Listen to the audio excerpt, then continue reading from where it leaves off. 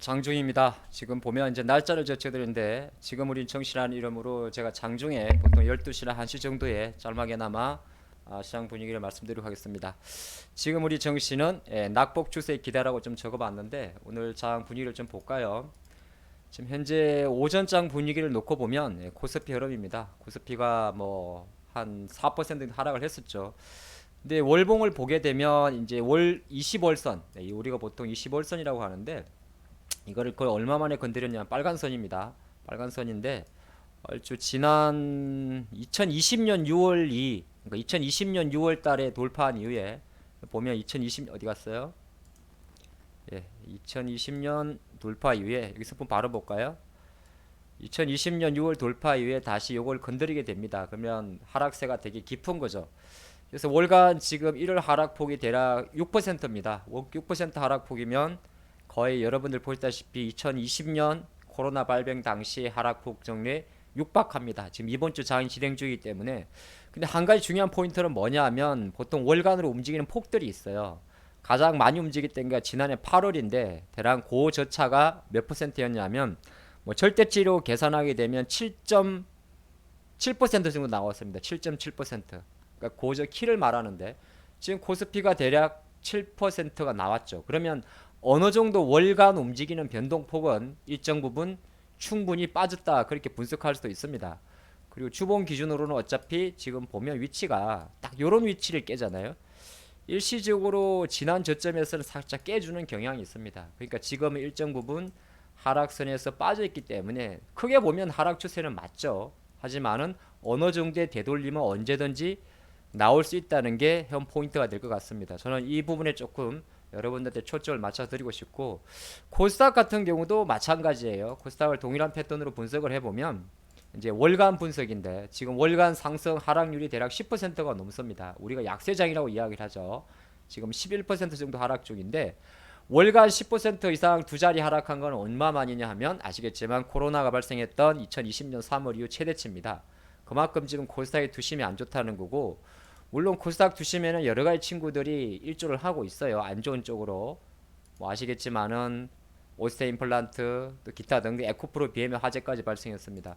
그래서 오늘 장은 전반적으로 지금 현재 오전장 분위기는 이렇게 쭉 밀리고 있습니다만은 그럼 수급의 키에서는 조금 특이점이 뭐냐 하면 그래도 기관 매수가 조금씩 들어와 준다는 겁니다.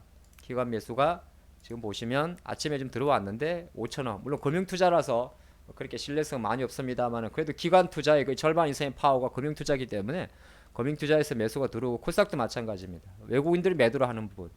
근데 외국인이 선물을 매도하는 부분은 최근에 안 좋은 현상이에요. 계속 누적적으로 매도 포지션이 있으니까.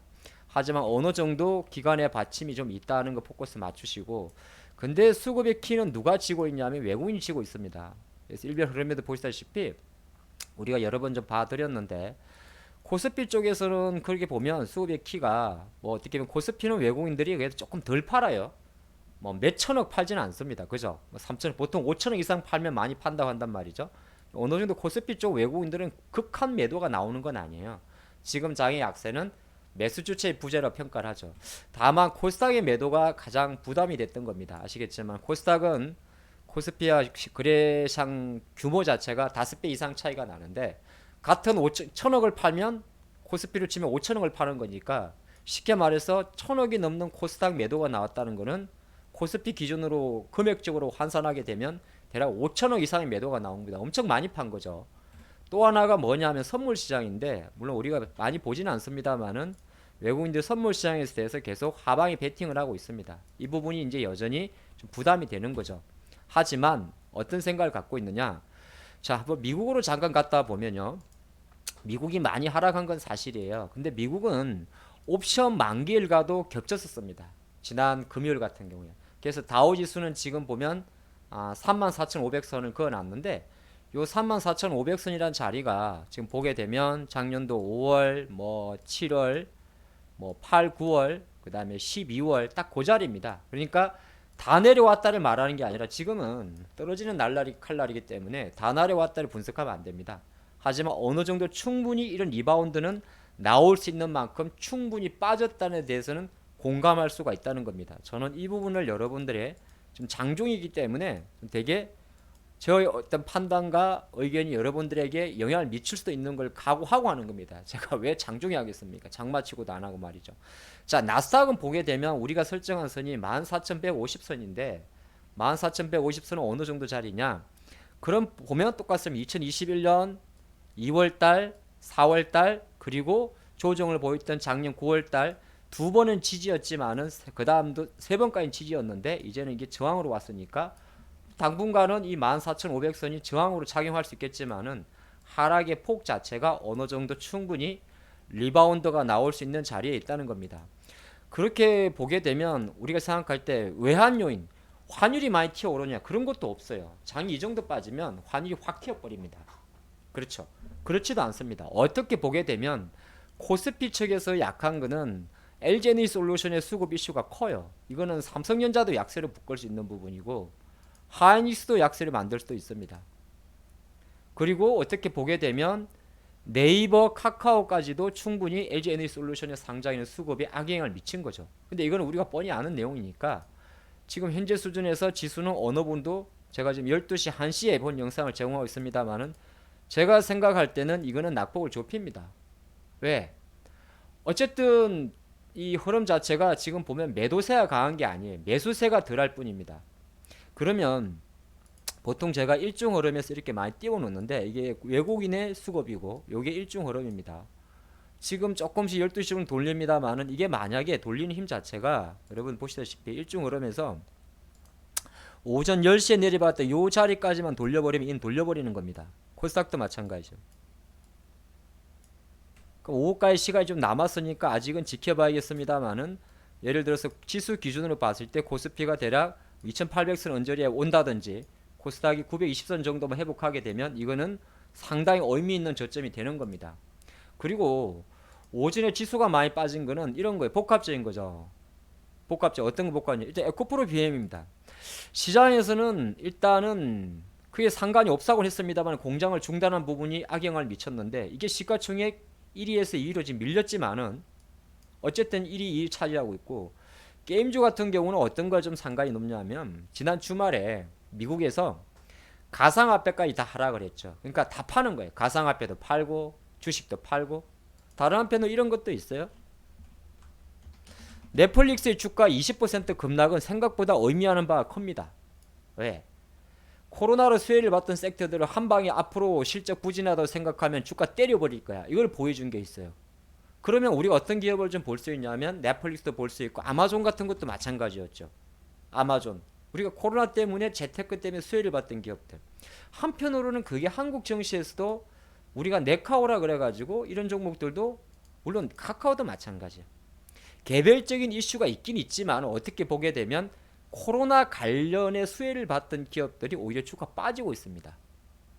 코로나가 해소되기 때문에 아니요. 시장이 어느 정도 계속적으로 미국이 이런 표현이에요. 똑같은 해석의 관점인데 미국이 어쨌든 금리를 올린다는 속도를 강화하는 순간부터 시장은 현재 상태는 오미크론이든 뭐든 상당히 불안하지만은 정상화로의 과정을 준비하는 겁니다. 그럼 정상화 정에 많이 수혜를 받던 종목들 예를 들어서 아마존 그리고 또 하나 엔비디아 이런 종목에 대해서 상당히 공격적인 매도가 나오는 겁니다. 물론 엔비디아의 지난해 하반기 상승은 어떻게 메타 열풍이 있긴 있었었는데 메타도 일정 부분 그런 것도 있어요. 메타버스 열풍이 각광을 받은 이유도 물론 그게 전체는 아닙니다만 일정 부분 코로나와 관련이 있습니다. 근데 그거를 제가 너무 그렇게 그런 메타버스 끝난 거 이렇게 안 보는 이유는 뭐냐면 그래서 그 정도의 차익 매물은 용인하겠으나 최근에 아시겠지만은 마이크로소프트 같은 기업이 무려 80조 원의 금액을 들여가지고 액티비전 블리자드를 인수하는 이런 산업 자체는 메타버스는 하나의 트렌드입니다. 우리가 주가 내려갔지만 LG노텍이라는 기업의 주가는 지금보다 상당히 강하다는 거죠. 요 포인트를 놓치지 않았으면 좋겠습니다. 자, 이런 상황에서는 어쨌든 삼성전자나 하이닉스는 어려울 겁니다. 생각보다. 하지만 장을 받친다면 어느 정도 하방이 나올 거예요. 그쵸? 전 그렇게 보고 있습니다. 자동차는 지금 다른 섹터보다는 조금 어렵습니다. 코스피에서는 투자할 만한 섹터가 자동차는 어렵습니다. 중요한 거는 코스피에서 많이 빠진 거는 전기전자 대형주입니다. 그러면 삼성전기, LG전자 이런 종목들은 언제든지 지수 대비해서 아웃퍼폼을 보일 수가 있다는 겁니다. SDI까지도 말이죠. 나머지 섹터들은 보험주나 뭐 항공주나 이쪽은 여지간해서는 건드리지 않습니다. 그러면 지수는 어느 정도 하방 지지가 나올 상태에서 어느 정도 기술적 반등을 할 건데 중요한 거는 코스닥의 탄력성입니다. 워낙 오늘 코스닥이 3% 이상 빠졌던 거는 아무리 생각해도 제가 볼 때는 이 친구가 너무 과한 매도가 나온 것 같아. 누구? 에코프로 BM에 대해서. 화재가 발생한 것은 기업 활동에 엄청난 영향을 미치는데 그렇다고 해서 이거를 투매했다는 것 자체는 얘는 언제든지 쇼크버가 나올 수 있습니다. 그러면 지수는 쉽게 땡겨요. 컴투스 홀딩스라는 친구도 마찬가지. 안 빠지지 않습니까? 그냥 위메이드가 빠진 거죠. 근데 최근에 우리가 그런 얘기했는데 위메이드보다는 컴투스 홀딩스를 봐라. 펄어비스는 순위를 미룬다. 왜? 도깨비는 내년도 이야기야. 금사도 그냥 좀 약해. 그럼 어떻게 보면 게임주는 세 가지가 있는데 위메이드, 펄어비스, 컴투스 홀딩스. 컴투스 라인이 잡아주는 겁니다. 그러니까 컴투스 라인은 덜 빠지는 거예요.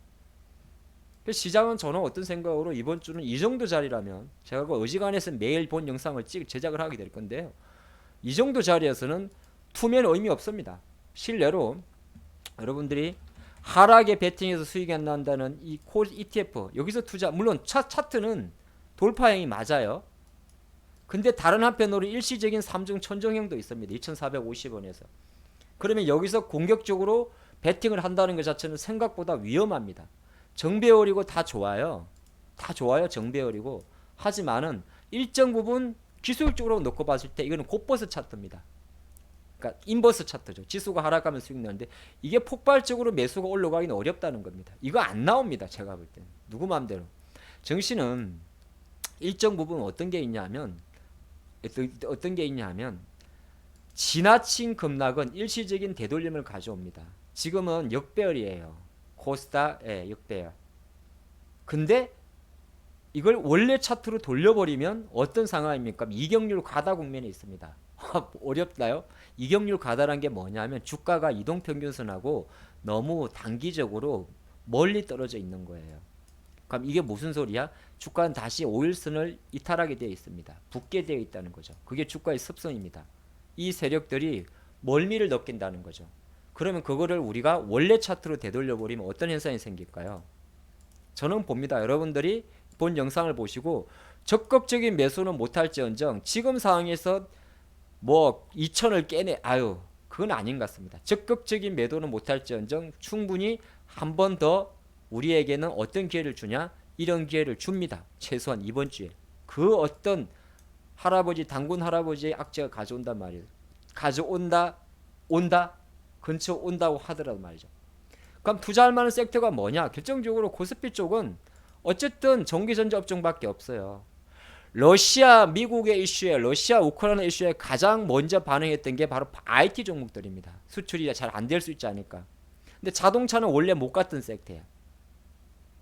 그럼 IT입니다. IT라는 건 별거 없어요. 반도체가 있고 뭐 카메라 모듈 있고 전장이 있는데 어쨌든 시장에서 LG노텍의 주가가 강합니다. 그럼 전장이 여전히 강하다는 거고 전장 관련 카메라 모듈 관련주 배터리도 강하다는 겁니다. 불이 나서 그런 거지 배터리가 강한 거죠. 항상 제가 드린 이야기가 그런 이야기 있어요. 야 코스닥 시가총액을 구사하는 것 자체가 딱 세 구역인데 이 딱 세 구역 바이오 있고 바이오 아니잖아. 배터리, 게임, 애플은 시간 걸릴 거야. LNF 배터리, 게임이 카카오 게임즈 어렵잖아. 위메이도 어렵잖아. H1 바이오, 시젠 여기서 절대적 수익 내기 어렵습니다. 그럼 전부 배터리에 반도체, 콘텐츠도 나쁘지 않습니다, 여러분들. 쉽게 말해서 제이 콘텐츠 같은 기업들이 지금 주가 급등했다가 조금 쉬고 있는데 이게 없어지는 건 아니에요. 지금 우리 학교는 이 주말에 방영을 안 하는 게 아니죠. 키다리 스튜디오가 재료 노출 때문에 크게 많이 빠진 건 사실입니다. 근데 이건 재료가 노출돼서 그렇죠. 바이트 댄스가 투자한 거니까. 그럼 키다리 스튜디오는 조금 부담이 될 수 있습니다. 하지만 제이 컨텐트 같은 경우는 여전히 매력도가 높은 거고 좋은 기업들의 주가가 많이 빠진 것 중에 이녹스 첨단 소재 같은 경우는 절대 안 빠집니다. LX 세미콘 잘 안 빠집니다. 여러분들. DB하이텍도 마찬가지죠. 우리가 봤던 카메라 모듈 관련주들 대장주 MC넥스 파트로 이런 거 다 기회를 준단 말이에요. 물론 적극적인 매수는 조금 부담스럽더라 하더라도 말이죠. 그럼 지금 국면에서는 내가 중목을 갖고 있는 입장에서 때려가지고 만약에 곳곳에 베팅을 해가지고 삼중 천정형을 돌파해서 수익을 내겠다 싶으면은 들고 비중 줄이고 하시는데 저는 그럴 필요 없다 봅니다. 지금 이 친구는 뚫어도 슈팅뿐입니다. 그걸 역으로 해석하게 되면 이 곳곳을 차트니까 우리 장은 지금 구간에서 하방에 베팅하면 더 큰 손실을 봅니다. 저는 그렇게 봅니다. 그러면 어떻게 해야 됩니까? 조금 더 기다려줄 필요가 있습니다. 최소 언제까지? 5일선 이틀 정도까지는 5일선에 머물러 있습니다. 그때 움직일 것도 움직여야 된다 봅니다. 오늘의 정시였습니다. 지금 우리 정시는. 다음 시간에 찾아뵙겠습니다. 화이팅 하시기 바랍니다.